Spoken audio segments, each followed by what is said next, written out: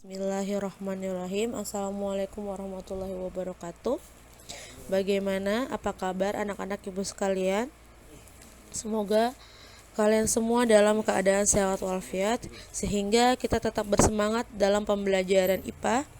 Hari ini bersama Ibu Risma Nur Fadilah dalam sistem perkembangbiakan pada tumbuhan dan hewan. Yang pertama, kita akan membahas tentang sistem perkembangbiakan tumbuhan.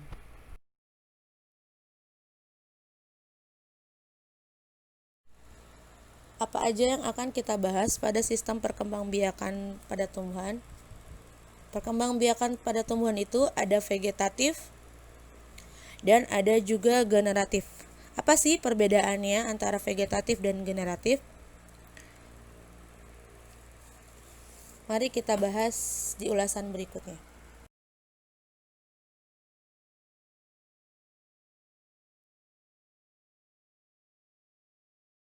Apa itu perkembangbiakan vegetatif atau aseksual? Yaitu perkembangbiakan yang hanya melibatkan satu individu saja atau tak kawin. Perkembangbiakan ini terjadi tanpa melalui peleburan antara gamet jantan dan gamet betina. Jadi cukup dalam satu individu saja dia bisa berkembang biak dengan sendirinya. Contohnya ada tebu, kentang, kunyit. Mari kita bahas satu persatu.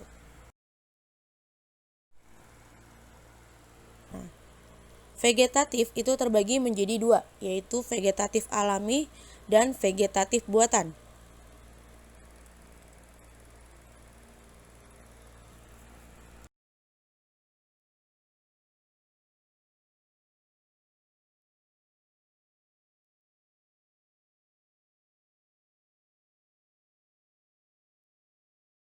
Yang pertama adalah vegetatif alami. Apa itu vegetatif alami? Vegetatif alami yaitu vegetatif yang dilakukan tanpa bantuan manusia. Yang pertama contohnya adalah umbi lapis. Umbi lapis adalah lapisan-lapisan daun atau susunan yang berlapis yang mengelilingi batang dan tumbuhan di dalam tanah. Memiliki bagian pangkal yang agak keras disebut cakram. Contoh dari umbi lapis adalah bawang bombay, bawang merah,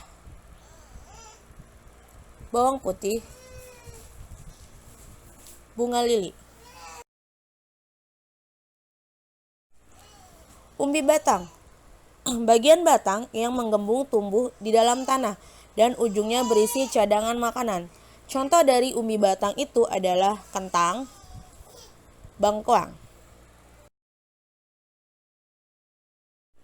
Yang selanjutnya adalah umbi akar. Umbi merupakan umbi yang terbentuk dari modifikasi akar. Akar yang membesar atau menggembung dan hasil modifikasi tersebut berisi cadangan makanan. Contoh dari tanaman umbi akar adalah lobak dan wortel.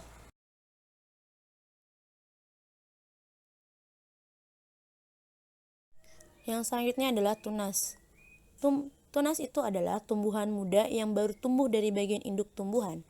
Tunas biasanya terbentuk melalui pembelahan sel pada bagian jaringan meristem. Jaringan meristem itu adalah jaringan yang aktif membelah, misalnya pada ujung batang, ketiak, daun, dan ruas-ruas batang. Contohnya pada tanaman bambu dan pada tanaman pisang. Lalu ada tunas adventif. Apa itu tunas adventif? Tunas yang tumbuh pada bagian tubuh individu dewasa, misalnya pada daun atau akar. Misalnya pada tumbuhan cocor bebek dan cemara. Cocor bebek mempunyai tunas di tepi daun dan apabila daun tersebut terlepas dan jatuh, tunas tersebut dapat tumbuh menjadi individu baru.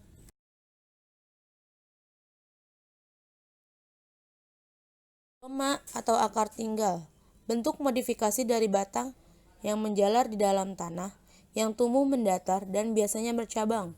Tubuhnya berruas-ruas dan pada permukaannya melekat daun berupa sisik. Contohnya ada lengkuas, kunyit, dan jahe.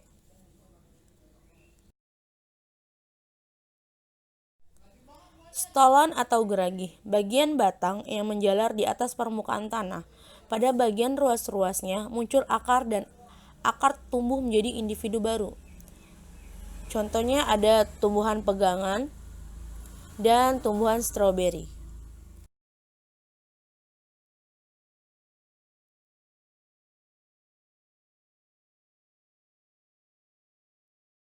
Vegetatif buatan. Vegetatif buatan adalah perkembangbiakan secara vegetatif yang membutuhkan bantuan manusia. Yang pertama contohnya adalah stek. Teknik perkembangbiakan tanaman dengan cara memotong bagian tanaman untuk ditanam, sehingga akan tumbuh menjadi individu baru. Bagian tanaman yang digunakan stek yaitu akar, daun, dan batang. Contohnya pada tanaman singkong. Di gambar yang pertama, potong bagian ujung pada tanaman tersebut. Kemudian bagian ujung pada tanaman tersebut ditanam pada media tanah atau media lainnya. Setelah ditanam, dia akan tumbuh akar dan akar baru dan menjadi calon individu baru. Contoh tanaman lain selain singkong adalah sansevieria. Biasanya sansevieria itu yang ditanam adalah daunnya, karena daun sansevieria.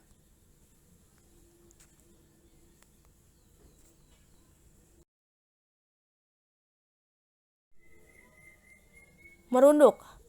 Merunduk adalah membengkokkan atau membenamkan bagian batang atau cabang suatu tumbuhan ke dalam tanah. Nah, jadi cabang dari tanaman yang digunakan untuk merunduk dibenamkan ke dalam tanah. Setelah dibenamkan di dalam tanah, dia akan tumbuh akar seperti gambar nomor 2. Nah, setelah tumbuh akar-akar, bagian yang dibenamkan dipotong, kemudian ditanam di tempat yang terpisah. Dia akan menjadi individu baru seperti gambar C. Contohnya adalah stroberi, melati, dan alamanda.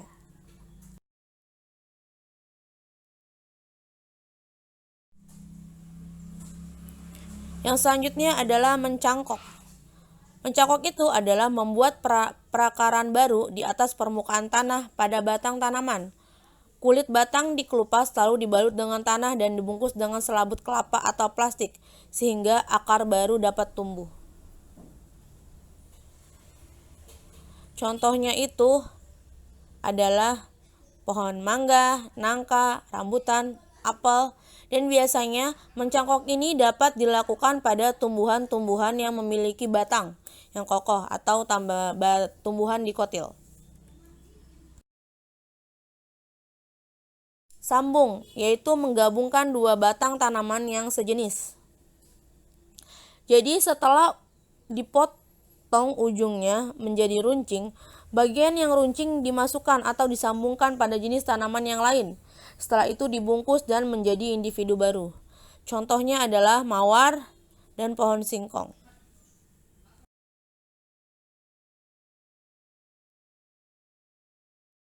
Selanjutnya yaitu perkembangbiakan generatif atau seksual, yaitu perkembangbiakan yang terjadi melalui pertemuan antara gamet jantan dan gamet betina dan terjadi peleburan.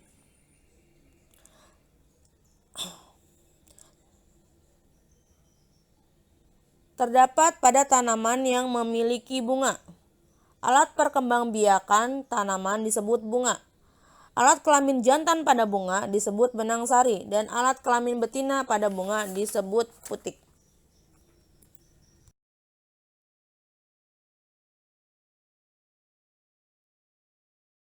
Selanjutnya adalah penyerbukan. Apa itu penyerbukan? Penyerbukan adalah peristiwa menempelnya serbuk sari pada kepala putik. Penyerbukan dapat berlangsung secara alami dan buatan. Berdasarkan faktor perantaranya, yaitu ada yang pertama, anemogami atau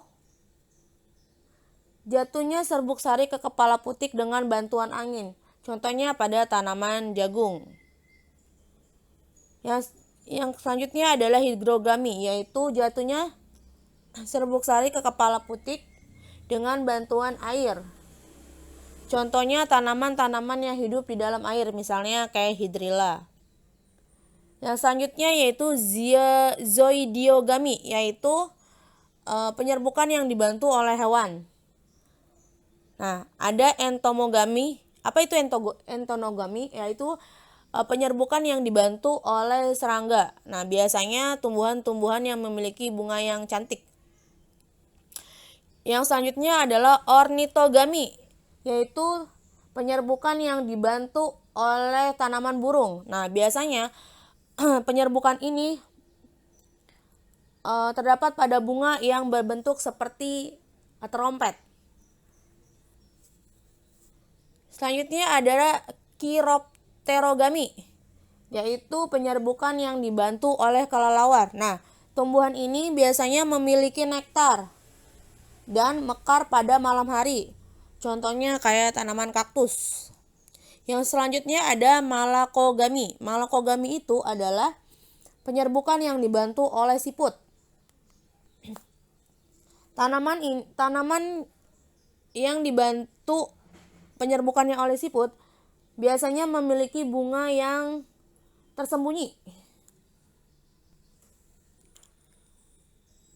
Selanjutnya itu adalah antropogami, yaitu penyerbukan yang dibantu oleh manusia.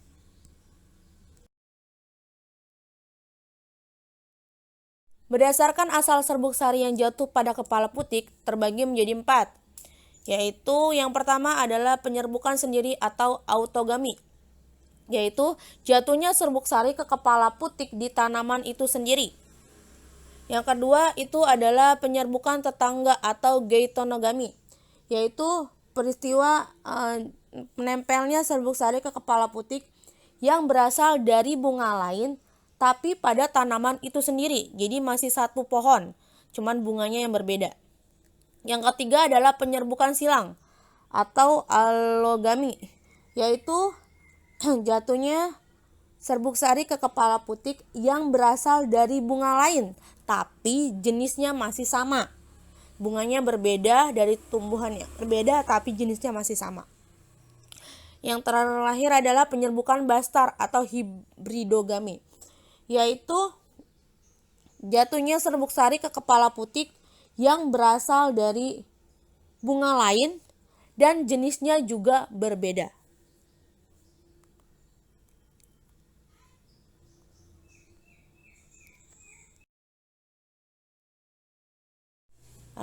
Demikianlah materi pertemuan kita hari ini. Jangan lupa dicatat materi atau hal-hal yang penting dari materi yang sudah Ibu jabarkan. Kemudian kerjakan tugas yang terdapat pada classroom, yaitu yang berjudul reproduksi tumbuhan. Sampai bertemu di pertemuan selanjutnya. Wabillahi taufiq wal hidayah. Wassalamualaikum warahmatullahi wabarakatuh.